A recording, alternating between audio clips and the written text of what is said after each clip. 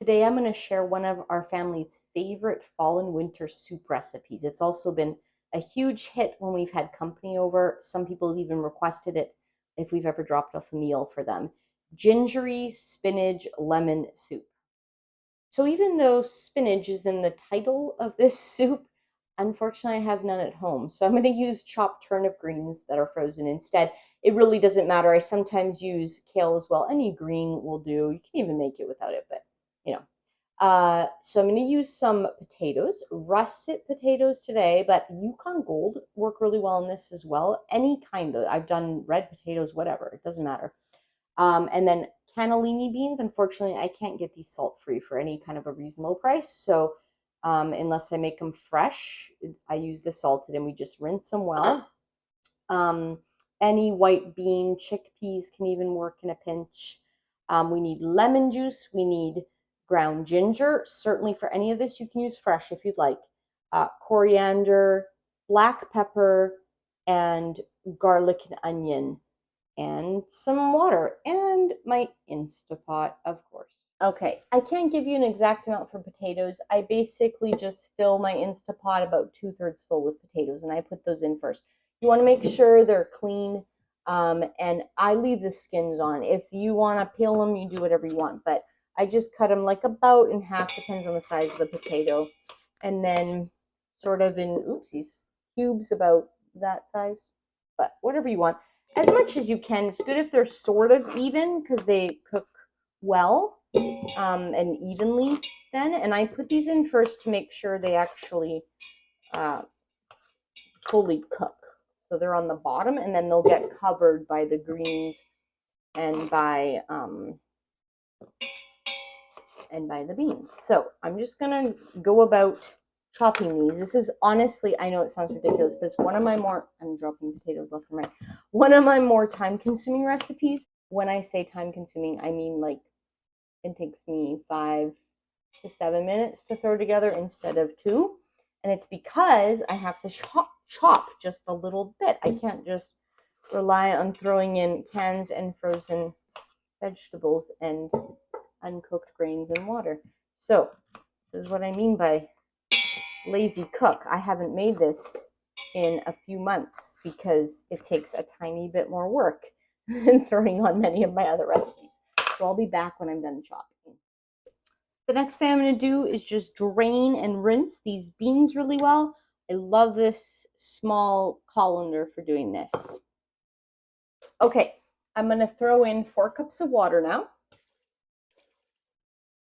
And then I'm going to put in my spices before my greens. So my greens kind of sit on top and sort of keep everything cooking underneath. Lots of onion. Again, any of this could be fresh if you want. I just do this because it's simpler. Garlic. Don't measure any of this. Do it to taste. I only do a bit of black pepper. This one's pretty potent. This is from Costco.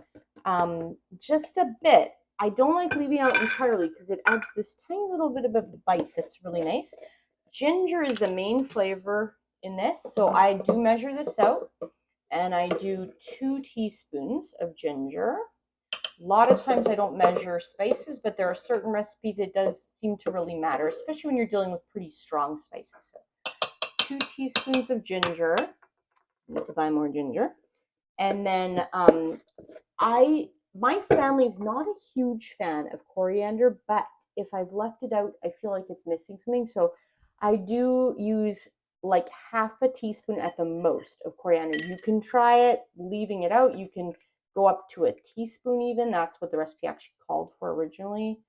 I can't remember where I got this. I always adapt recipes from things. We've made this for years and years. Now, I need 1/4 of a cup lemon juice. In another recipe, I said don't add the lemon juice until after because it would make it bitter. I don't know why. In this one, I cook the lemon juice with it, and I don't understand why that would be different, and it seems fine. But if you make this recipe and it tastes bitter to you in any way, then I'd recommend trying to add the lemon juice after. But I sort of feel like it gets a little bit milder when you cook it with it. So in this recipe, I cook the lemon juice. I am not a chef, so I don't understand this, but okay, 4 tablespoons or 1/4 cup. of lemon juice. And then I just take my frozen greens, which I have not thawed, but you could if you wanted to. And then I just evenly spread them over the top. And it's pretty full, but it's just about at the max line, and it'll be fine for the Instant Pot. So let's set this up.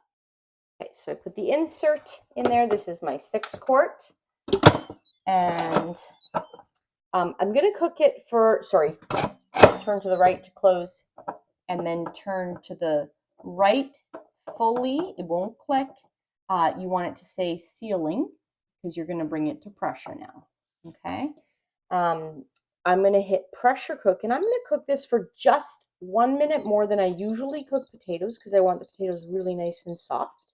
So 16 minutes, again, like do what works for you. If you guys like things firmer in your house, or sometimes I even find different Instapots, different altitudes seem to make a difference. So 16 minutes is what I like for this soup, but you do what suits you as you play around with these recipes.